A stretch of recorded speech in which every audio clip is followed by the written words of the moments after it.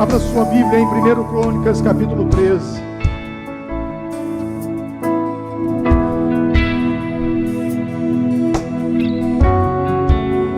Obrigado, irmãos. 1 Crônicas, capítulo 13.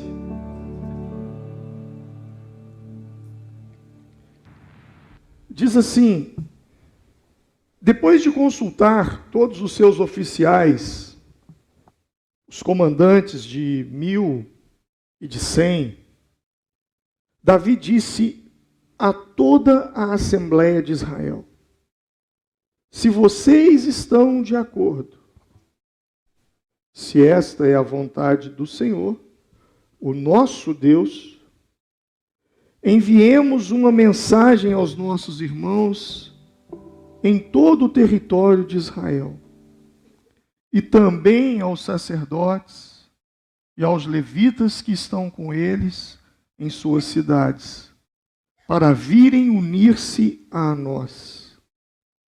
Vamos trazer de volta a arca de nosso Deus, pois não nos importamos com ela durante o reinado de Saul. Toda a Assembleia concordou. Por isso pareceu bom a todo o povo. Então Davi reuniu todos os israelitas, desde o rio Sior no Egito até Lemo-amate, para trazerem de Quiriate-Jearim a arca de Deus. Davi e todos os israelitas foram a Bala, que é Quiriate-Jearim, em Judá, para buscar a arca de Deus, que tem o seu trono entre os querubins, a arca sobre o qual o seu nome é invocado. Da casa de Abinadab levaram a arca de Deus num carroção novo, conduzido por Uzá e Aiô. Davi e todos os israelitas iam dançando, cantando, com todo o vigor diante de Deus, ao som de harpas, liras, tamborins, símbolos e cornetas. Quando chegaram à eira de Quidom, Uzá esticou o braço e segurou a arca, porque os bois haviam tropeçado. A ira do Senhor se acendeu contra Uzá, e ele o feriu por ter tocado na arca. Uzá morreu ali mesmo, diante de Deus. Davi ficou contrariado, porque o Senhor, em sua ira, havia fulminado Uzá. Até hoje, aquele lugar é chamado de Pérez Uzá. Naquele dia, Davi teve medo de Deus e se perguntou: como vou conseguir levar a arca de Deus? Por isso, desistiu de trazer a arca para a cidade de Davi. Em vez disso, levou a arca para a casa de Obed-edom de Gate. A arca de Deus ficou na casa dele por 3 meses, e o Senhor o abençoou, sua família e tudo quanto ele possuía. Amém. Paizinho Santo, tua palavra foi lida, tua palavra por si só, ela opera em nossas vidas. Mas eu te peço que nessa noite o Senhor me dê graça para que eu possa ministrar, ó Pai, a tua palavra em o nome do Senhor Jesus. Todos digam graças a Deus. Podem sentar-se.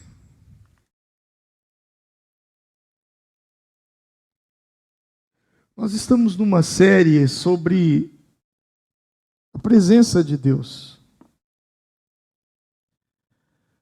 Domingo passado nós falamos sobre isso, hoje eu falarei sobre isso. Domingo que vem, todo esse mês, nós vamos trabalhar sobre esse tema, a presença de Deus. O texto que nós lemos nos fala que quando Davi ele assume o trono de Israel, quando ele assume o governo, ele se torna o rei de Israel, ele tem uma preocupação: trazer a arca da aliança de volta. Essa era a preocupação dele: trazer a arca da presença de Deus. Ele tinha essa preocupação no seu coração, e então ele se reúne com os seus soldados, com os comandantes, com a sua equipe de governo. Eles montam um plano, eles colocam uma arca sobre um carro puxado por bois, e quando a arca vem em direção a Jerusalém, o texto diz que os bois tropeçaram. E quando os bois tropeçaram, o carro tombou. A Bíblia diz então que Uzá, ele esticou a mão para segurar a arca, para que ela não caísse. Mas quando ele toca na arca, ele cai fulminado, ele cai morto. E a Bíblia diz então que Davi se entristeceu muito. E eles levaram a arca para a casa de Obed-edom, e ali ela ficou. No capítulo 15, Davi traz essa arca de volta para Jerusalém, mas nós vamos falar sobre isso mais adiante. O que era a arca de Deus? O que era a arca da aliança? A arca da aliança, ela foi uma ordem que Deus deu a Moisés, quando Deus falou para que Moisés construísse o tabernáculo. E o tabernáculo, ele era dividido em 3 partes: o átrio exterior, o átrio interior e o santo dos santos. A arca, ela ficava no santo dos santos. Ninguém podia entrar no santo dos santos, exceto o sumo sacerdote. Havia vários sacerdotes e havia o sumo sacerdote. O sumo sacerdote entrava ali apenas uma vez por ano. E se ele entrasse em pecado, ele caía morto lá dentro. A arca da aliança, ela era um símbolo da presença de Deus. Dentro dela estava a vara de Arão, aquela vara seca. Não sei se você se lembra dessa passagem, quando os príncipes das 12 tribos colocam cada um uma vara, e Deus havia de escolher, e Arão colocou a vara representando a tribo de Levi. E no dia seguinte, quando Moisés vai até o local, a vara seca, ela havia dado flores, produzido amêndoas, e as amêndoas estavam maduras. Foi um milagre. Ali dentro da arca estava a vara de Arão. Ali também havia um pote contendo o maná, o pão que Deus derramou do céu quando os hebreus estavam no Egito, ou melhor, no deserto. E ali dentro também estavam as tábuas dos 10 mandamentos. Essas coisas estavam guardadas ali dentro. Elas estavam ali, naquele lugar.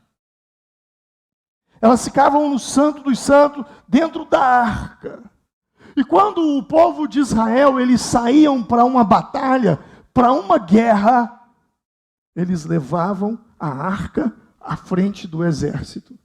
A arca ia à frente do exército, porque era a presença de Deus. Quando eles entraram para a tomada de Jericó, a arca estava na frente, as muralhas caíram.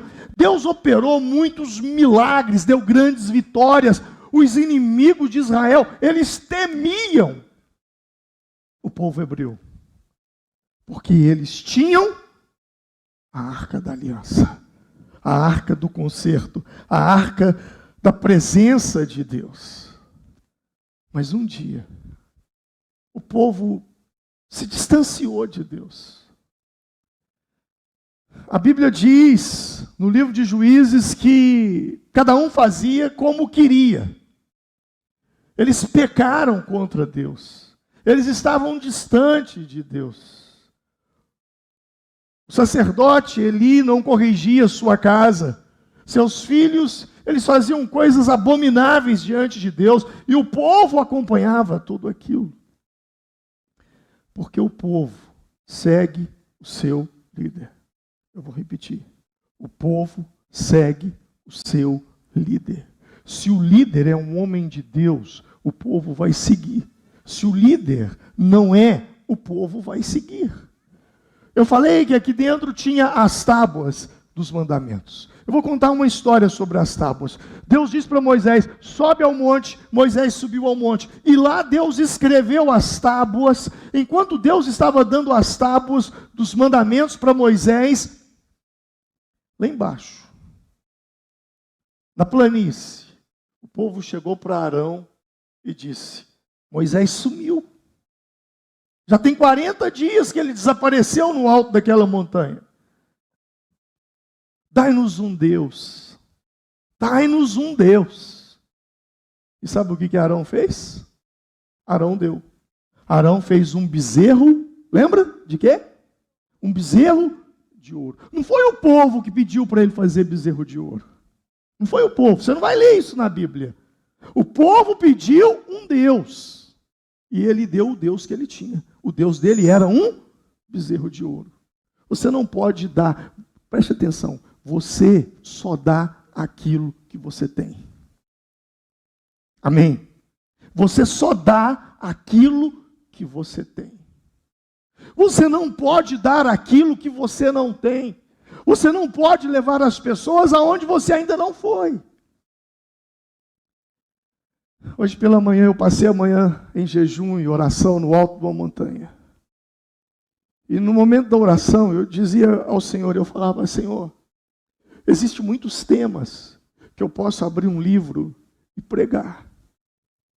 Existem muitos temas que eu posso ensinar ao povo porque eu li em um livro, porque eu ouvi alguém falar. Mas quando o assunto é presença de Deus, eu não posso pregar aquilo que eu li. Eu tenho que pregar aquilo que eu vivo. Porque você só tem autoridade para falar daquilo que você vive. Você pode ensinar sobre jejum, mas se você não jejua, você não tem autoridade para falar. Você pode falar sobre oração, mas se você não ora, você não tem autoridade para falar. Como é que você vai ter, como é que você tem autoridade? Na internet hoje é muito engraçado, sabe? Tem muita gente vendendo vento na internet e muita gente comprando vento.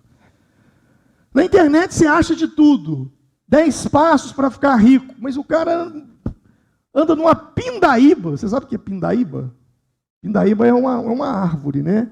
É uma árvore de cerrado que eles cortam para fazer o cabo da enxada. Como é que eu vou ensinar a você ser rico se eu não sou? Como é que eu vou ensinar a você ser um bom negociante, a ser um grande empresário, se eu não sou? Então eu não posso ensinar a você, eu não tenho autoridade, eu posso ser igual um papagaio. Ouvir, aí eu vou lá e começo a repetir o que eu ouvi. Mas a autoridade, você só tem quando você vive aquilo. Isso é em todas as áreas. Tanto na vida do pregador, como na vida do músico. Como na sua vida dentro de casa. Como é que você vai ensinar um filho algo que você não vive? Você pode até ensinar, mas o seu filho vai olhar para você e vai dizer, olha, meu pai está ensinando uma coisa, minha mãe está falando uma coisa que ela não vive. E aí você não tem autoridade. Então a Bíblia nos diz, isso nós vamos ler, estou dando uma parada aqui, colocando essa questão. Engraçado, porque quando Moisés sobe ao monte, Deus dá as tábuas para ele. Quando Moisés desce do monte e vê o povo adorando o bezerro, que Arão fez, porque o povo diz, dai-nos um Deus. O nosso líder Moisés morreu lá naquele monte, tem 40 dias que ele está para lá. E Arão, ao invés de dar o Deus de Israel, ele deu o Deus do Egito, porque é aquilo que ele vivia. Você pode até tentar ensinar as pessoas algo que você não vive, mas no fundo, todo mundo está vendo quem você é.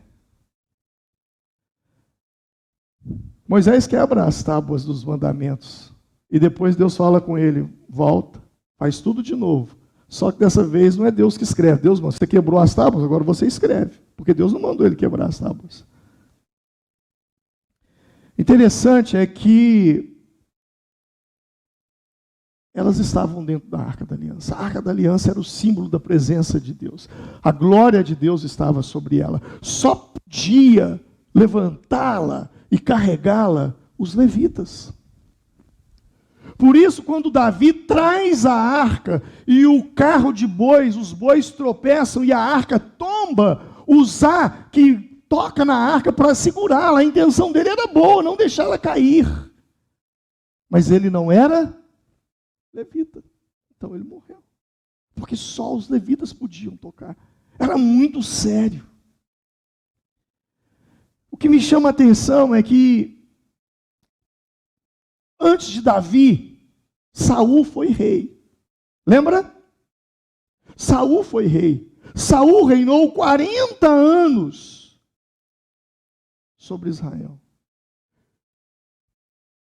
Quando Saul assumiu o trono, Israel já tinha perdido a arca na batalha liderada por Ofni e Finéias, os filhos de Eli. Eles já haviam perdido a arca para os filisteus. Quando Saul assume o trono, a arca não está mais no tabernáculo. E o que me chama a atenção é que Saul reinou 40 anos. 40 anos. Sem a presença da arca. Sem a presença de Deus. 40 anos ele reinou. 20 anos a arca ficou na casa de Abinadab. Saul reinou 40 anos em Israel sem a presença da arca. Sem a presença de Deus. Houve um dia em que ele até ensaiou. Em 1 Samuel, capítulo 14, quando estava para haver uma batalha contra os filisteus, e a coisa estava muito acirrada, e então Saul falava com o sacerdote, e havia um tumulto no acampamento dos filisteus, e Saul disse ao sacerdote, lá, traga a arca, eu preciso da arca. Mas quando chega no versículo de número 19, havia um tumulto no acampamento, e eles disseram, não, Jonatas já está vencendo a batalha. Então Saul diz, não precisa trazer a arca. Não precisa. Em outras palavras, deixa para lá, já resolveu. Sabe, assim como Saul, muitas pessoas só lembram da presença de Deus quando a coisa está complicada para ela. Quando as coisas não estão indo bem para o lado dela. Traga a arca, traga a presença de Deus, deixa eu buscar a Deus, deixa eu ir na oração, deixa eu pedir alguém para orar por mim, dia que é célula, deixa eu participar da célula, deixa eu ir ao culto. E aí, quando as coisas melhoram um pouco, deixa para lá, não precisa mais, já resolveu. Você conhece gente assim? Assim foi Saul, deixa para lá. E isso fica muito ruim, por quê? Porque Saul teve algumas vitórias. Ele teve algumas vitórias.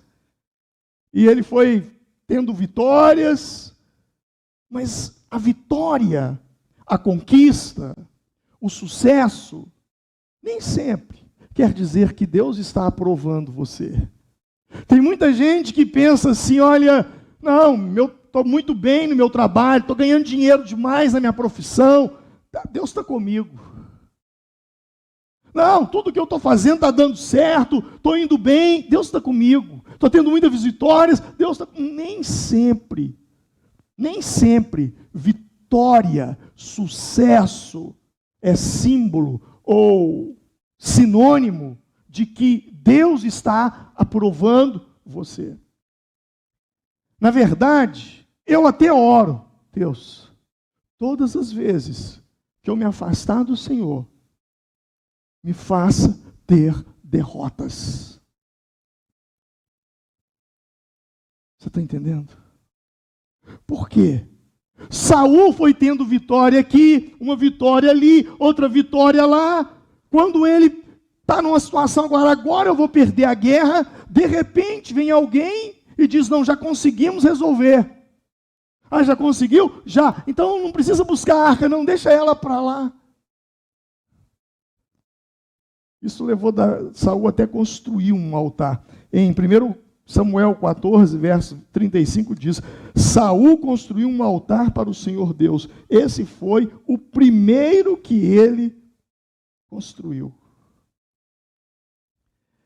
Ele achou, não, Deus está comigo, porque está dando tudo certo para mim, está dando. Só que, quem conhece esse livro, sabe como é que foi o fim de Saul. Sabe como é que ele terminou a carreira dele. Da pior forma possível.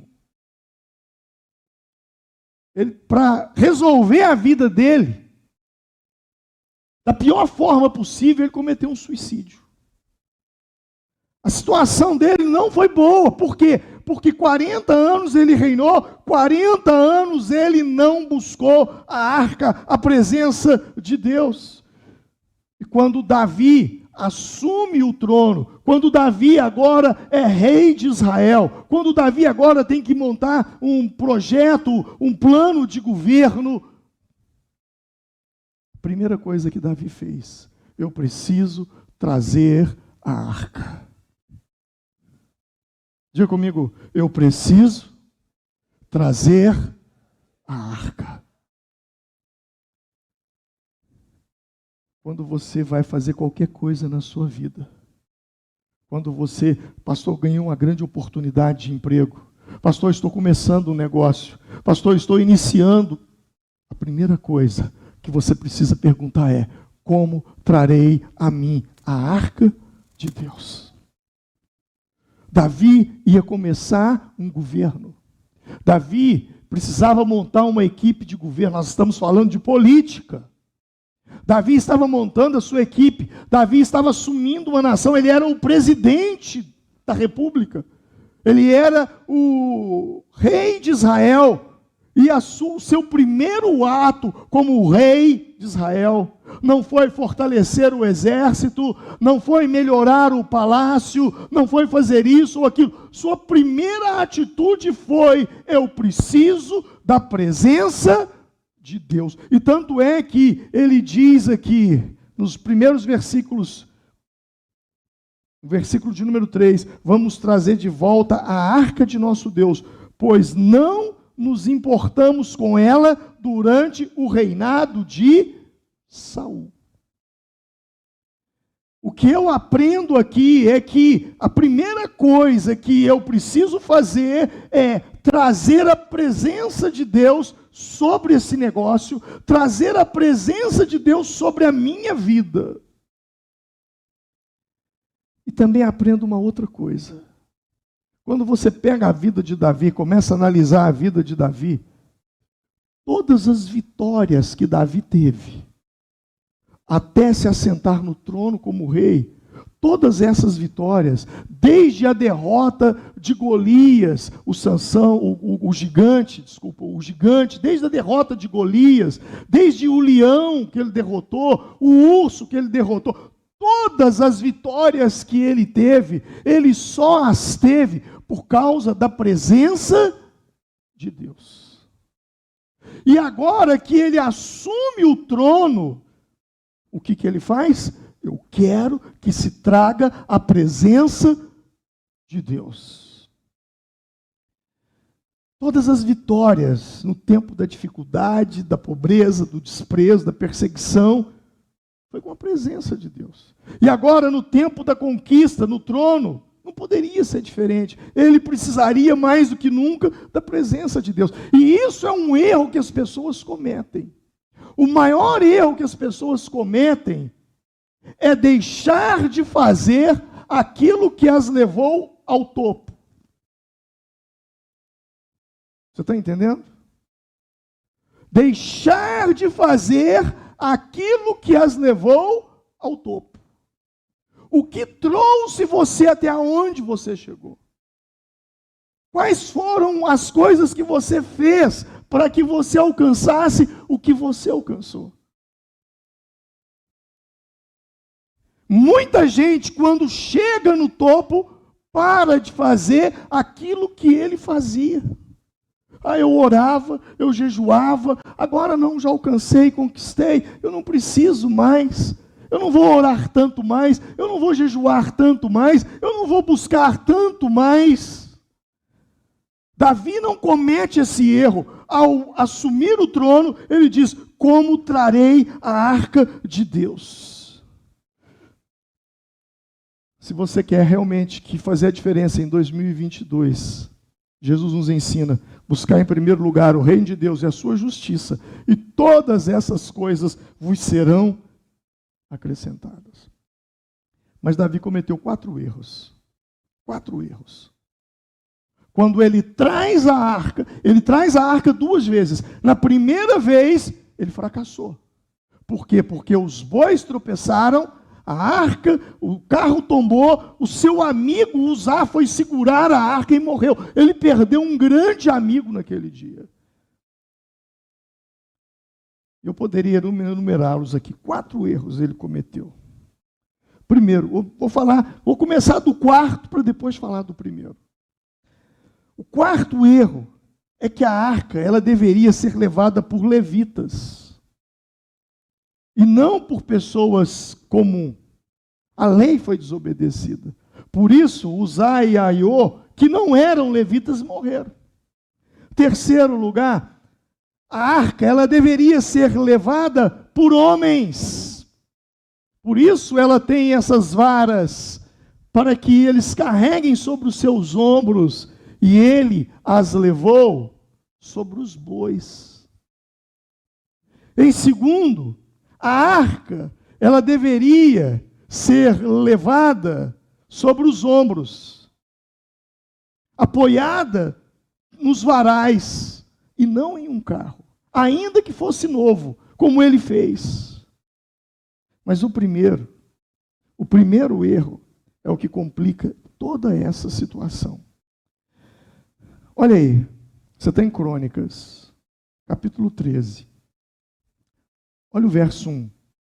Depois de consultar a todos os seus oficiais, os comandantes de 1000 e de 100, Davi disse a toda a Assembleia de Israel: se vocês estão de acordo, se essa é a vontade do Senhor nosso Deus, enviaremos uma mensagem.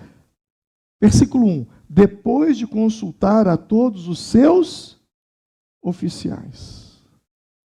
Esse foi o maior erro. Porque ele não consultou a Deus. Ele consultou aos homens. E ele aprendeu a lição, porque ele traz a arca no capítulo 15. Mas no capítulo 14, ele está diante de uma situação, e é interessante porque nesse versículo, capítulo 14, ele está diante de uma situação, diante de uma batalha com os filisteus. E sabe o que ele faz? Davi perguntou a Deus: subirei contra os filisteus, e nas minhas mãos os entregarás?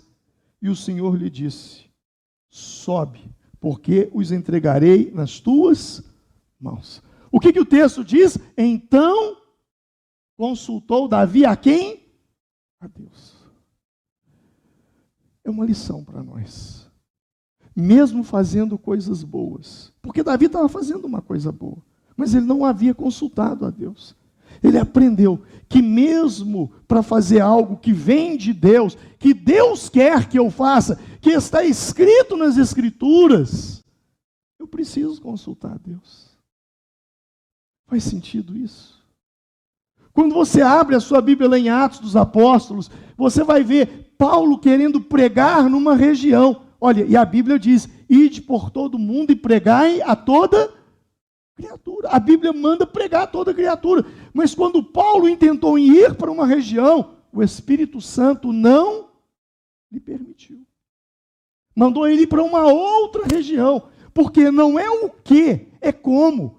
Trazer a arca de aliança, da arca da aliança, era o que fazer, tudo bem. Já é uma ordem, precisamos fazer. Agora, a questão é, como fazer? Como fazer? E aí Davi, ele consulta a Deus. E sabe o que Deus fala com Davi? Quando ele consulta a Deus naquela batalha, porque ele aprendeu, a partir de agora eu não faço mais nada sem consultar o Senhor. E então ele começou a consultar a Deus. E quando ele consulta a Deus sobre uma batalha que ele teria contra os filisteus, olha o que Deus lhe responde. Olha que interessante. Versículo 15. Capítulo 14, versículo 15. Assim que você ouvir um som de passos por cima das amoreiras, saia para o combate, pois este é o sinal de que Deus saiu à sua frente para ferir o exército filisteu. Vamos ler comigo? Vamos lá, vamos lá. Assim que você ouvir um som de passos por cima das amoreiras, saia para o combate, pois este é o sinal de que Deus saiu à sua frente para ferir o exército filisteu. Quando eu li esse versículo, eu arrepiei. Você entendeu esse versículo? Preste atenção no que você está lendo. Ele consultou a Deus. E Deus deu uma palavra para ele. Assim que você ouvir o quê? Um som de quê? De passos. Beleza. Mas na onde? Por cima das árvores. Som de passo eu escuto na onde? No chão. Som de passo em cima das árvores. Som de passos em cima das árvores. É passada de anjo que está indo pelejar por mim. Amém? Quando você começa a consultar a Deus, Deus começa a te mostrar umas coisas muito loucas. Umas coisas muito malucas. Som de passo em cima das árvores. É assim que Deus faz. Por quê? Porque ele aprendeu a consultar ao Senhor. Talvez você pergunte, pastor, mas como que a arca, algo tão poderoso, tão poderoso, foi perdido? Como? Se os sacerdotes, se entrassem em pecado, caíam mortos, se só os levitas poderiam carregá-las, como que eles perderam essa guerra? Como que eles perderam essa batalha? E aí algumas pessoas dizem, não, por causa do pecado de Ofni e Finéias. Quando você abre a sua Bíblia, lá em 1 Samuel, nos primeiros capítulos, você vai ver que Ofni e Finéias, os filhos do sacerdote Eli, eles faziam coisas absurdas. Eles roubavam das entregas de ofertas e dízimo do povo, das carnes que eram entregues em sacrifício, em holocausto. E pior do que isso ainda, eles tinham relações com as mulheres na porta do tabernáculo. De fato, isso foi um pecado. De fato, houve uma quebra de aliança do sumo sacerdote Eli e os seus filhos. E por isso eles foram mortos. No dia daquela guerra, muitos judeus morreram, muitos hebreus morreram. A arca foi levada embora. Os 2 filhos dele, Ofni e Finéias, foram mortos na guerra. Quando chegaram e trouxeram a notícia, seus filhos morreram na guerra e a arca foi levada pelos filisteus. Ele caiu da cadeira, quebrou o pescoço e morreu. Uma das suas noras estava grávida e quando ela ouve seu marido morreu na guerra, ela sente uma dor tão forte que ela dá a luz ao menino e morre. E eles colocam o nome no menino. Sabe qual foi o nome que eles colocaram o nome na criança? Icabode. Foi-se a glória de Deus. Foi triste. Triste. Mas a questão não é somente o pecado. O pecado foi apenas uma consequência de algo mais grave. O pecado, muitas vezes, você está lidando com um pecado, você está lidando com a pornografia, você está lidando com a fofoca, você está lidando com a mentira, você está lidando com determinadas coisas que você se vê tão fraco diante daquilo, você diz, eu não consigo vencer isso, pastor, eu não consigo, sabe, eu tinha vontade de me batizar, de entregar minha vida para Deus, mas eu luto com um cigarro, eu luto com uma cerveja, eu ainda luto com isso, olha, eu lá na empresa onde eu trabalho, eu desvio algum dinheiro da empresa, eu minto, eu pego aquilo que não é meu, E talvez você está lidando com isso, e tenta, e cada vez que você faz, você se sente mal, você se sente pior, mas o fato é que você não consegue. Assim como Ofni e Finéias estavam em pecado, mas o grande problema não era o pecado que eles cometiam, se era algo horrível, lançar mão de algo que não era deles, de ter relações com mulheres. Existe algo pior. E o que pode ser pior do que isso? 1 Samuel, capítulo 3, verso 1. E o menino Samuel ministrava perante o Senhor, sob a direção de Eli. E naqueles dias, raramente o Senhor falava. E não havia visões. E as visões não eram frequentes. Aonde falta palavra de Deus, a Bíblia diz, não havendo profecias, o povo se corrompe, o povo se perverte. Uma outra tradução vai dizer, não havendo visões, o povo se corrompe. A profecia é a pregação de uma palavra de Deus, de uma palavra que te leva a um confronto, a consertar, a se arrepender, a buscar mais de Deus. O que me assusta é que, antes que Ofni e Finéias fizessem o que fizeram, é que não havia quem buscasse a presença de Deus. Eles buscavam o poder de Deus. Eles queriam a arca para vencer as batalhas, e quando eles levam o poder de Deus para enfrentar os filisteus, eles perdem a batalha, eles morrem e ainda perdem a arca da aliança para os seus inimigos. Por quê? Porque poder de Deus sem presença de Deus tem tempo de validade. Não vai muito longe.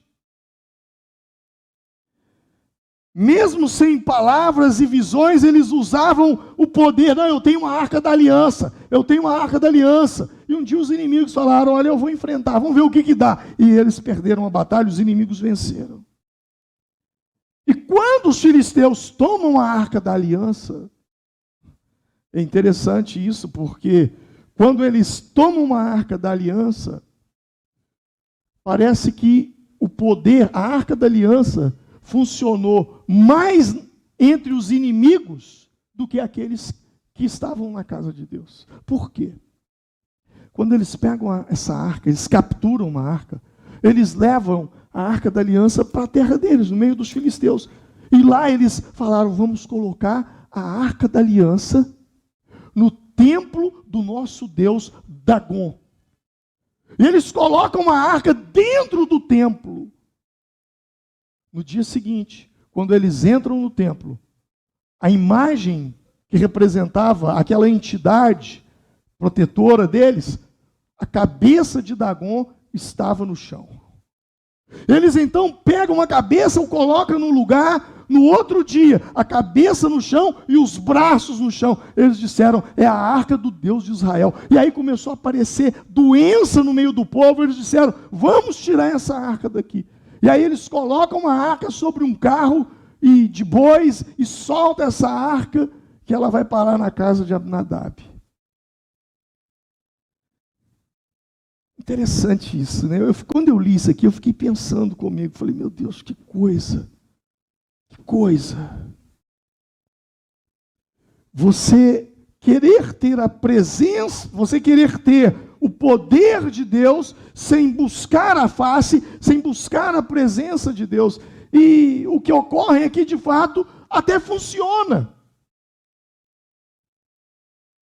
O poder vem, mas nem sempre demonstração de poder e de que as coisas estão indo bem significa de que Deus está te aprovando. Jesus disse: muitos dirão naqueles dias: Senhor, Senhor, não profetizamos nós em teu nome não expulsamos demônios e não realizamos muitos milagres? Então eu lhes direi claramente: não os conheço. Afastem-se de mim, vocês que praticam o mal. Eles tinham unção. Olha, profetizamos, expulsamos demônios, curamos, fizemos milagres. Tinham o poder, mas não tinha presença. Quando eu falo de poder e presença, sabe o que me vem à mente? Ímpeto e impulso. Ímpeto e impulso. O que é o ímpeto? Eu vou dar um exemplo de uma pessoa que está dirigindo um carro. Quem é que dirige? Deixa eu ver quantos motoristas nós temos aqui. Quase todo mundo aqui é motorista, hein? Quando você está dirigindo um carro, para o carro andar, você precisa, com o seu pé, pisar na onde? Pressionar na onde? Na onde? No acelerador. Isso é ímpeto. Quando você acelera o carro, quando você pressiona o acelerador, o carro começa a andar. O carro entra em movimento. O carro chega a 10, 20, 30, 40, 50, 100 quilômetros por hora. Quando você está a 100 por hora, você diz assim: vou tirar o pé do acelerador. A pergunta que eu faço é: quando você tira o pé do acelerador, o carro para? Sim ou não? O carro para? Sim ou não? Não. Ele continua em movimento. Porque o ímpeto de acelerar causou um impulso. E o carro, ele continua em movimento, ele continua andando. Mas o fato do carro continuar andando não quer dizer que está havendo uma aceleração. Pastor, o que você quer dizer com isso? Talvez o seu cristianismo hoje esteja assim. Houve uma época na sua vida em que a presença de Deus em você era tão forte que você acelerava muito. Mas de um tempo para cá, você não acelera mais. Você não busca mais. Você não se consagra mais. Você não ora mais. E quem te olha não percebe. Porque o seu carro ainda continua em movimento. Mas você parou. Você tirou o pé do acelerador. Você não pratica aquilo que você praticava mais. Tem quanto tempo que você não jejua? Tem quanto tempo que você não chora diante do Senhor? Tem quanto tempo que você não sente aquele poder de Deus descendo sobre a sua vida? Eu acho que aqui eu posso falar sobre poder e presença. A presença de Deus, o ímpeto, provoca o poder. Eu conheço muitos pastores. Quantas vezes eu conheci pastores pregando debaixo de um poder, orava e pessoas eram curadas, mas estava em adultério, e logo depois foi descoberto. E aí ele fala: mas como? Se Deus estava usando aquela pessoa? Não, é porque ele estava vivendo daquilo que um dia ele fez. Você está entendendo? É andar com o tanque vazio. Já aconteceu isso com você? Já aconteceu comigo. gasolina do meu carro um dia acabou, eu dei uma acelerada, foi a última. E fui, tomara que chegue até no posto, tomara, fazia até força lá assim no volante para ver se o carro conseguia chegar no posto. O que eu e você precisamos entender é que não basta viver no impulso, a gente precisa viver no ímpeto. Não basta querer apenas o poder de Deus, porque quando você fala de Deus, você atrai o poder de Deus. Marcos 16 diz: ide por todo o mundo e pregai o evangelho. E estes sinais acompanharão aqueles que crerem. Em meu nome expulsarão demônios, falarão novas línguas, imporão as mãos sobre os enfermos e eles ficarão curados. Ide e pregai o evangelho. Quando eu falo de Deus, eu estou atraindo o poder de Deus. Mas quando eu falo com Deus, eu estou atraindo a presença de Deus. E a presença de Deus, você não sente. Na verdade, o que você sente é o poder de Deus. A presença de Deus, você não sente. A presença de Deus, você conhece. Porque haverá momentos na sua vida que você não vai sentir. Quantos já passaram? Quantos já chegaram a algum momento na vida que não sentiu? Não sentiu. Eu não sentia. Não estou sentindo aquela vontade de chorar. Não estou sentindo aquele arrepio gostoso. Mas a presença de Deus não tem a ver com sentir. A presença de Deus tem a ver com conhecer. Porque aquilo que você sente é momentâneo.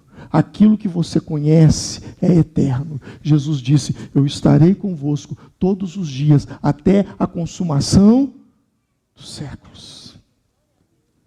Eu não preciso sentir, ainda que eu ande pelo vale da sombra da morte. E quando a gente está passando pelo vale da sombra da morte, a gente não sente. Parece que nada faz sentido. Na verdade, você não tem nem força para orar. Você não tem nem força para cantar. Ainda que eu ande pelo vale da sombra da morte, a tua vara e o teu cajado me consolam. A palavra de Deus, ela deixa muito claro que ainda que você passa pelo vale da sombra da morte, não é o que você sente, mas é quem está com você. Mesmo quando eu andar por um vale da sombra da morte, não temerei, pois tu estás comigo. Quem está de fora diz, aquele ali jogou pedra na cruz, coitado, olha lá a vida dele, que inferno que virou a vida dele. Quem olha de fora diz, acabou, Deus virou as costas para ele. Mas você diz, ainda que eu ande pelo vale da sombra da morte, eu não temerei, porque tu estás comigo. Não é o que eu sinto, eu conheço. Eu conheço a presença de Deus. Você precisa viver por aquilo que Ele disse, não por aquilo que você sente. Porque o que você sente é momentâneo, mas o que Ele disse é eterno. Mas pastor, eu gosto de sentir. E eu te digo, eu também. Então o que eu faço? Sabe o que eu faço nesses momentos? Eu fecho os meus olhos e eu olho para Ele, que está dentro de mim. E é nesse momento que eu sinto a presença dEle, que eu sei que ela está comigo. A presença não vem porque alguém colocou a mão sobre mim. Não. Mas porque eu construí um lugar para Ele dentro de mim.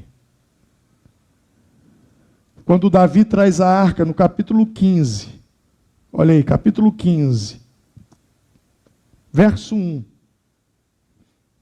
Depois que Davi tinha construído casas para si, na cidade de Davi, ele preparou um lugar para a arca de Deus e armou uma tenda para ela.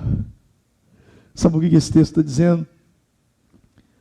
Quando Davi traz a arca de volta, a primeira coisa que ele faz, consulta a Deus. E depois ele constrói um lugar. O texto diz que ele construiu um lugar. Ele preparou um lugar para a arca de Deus. A minha pergunta é: você preparou um lugar para a arca de Deus? Existe um lugar dentro de você preparado? Existe um lugar?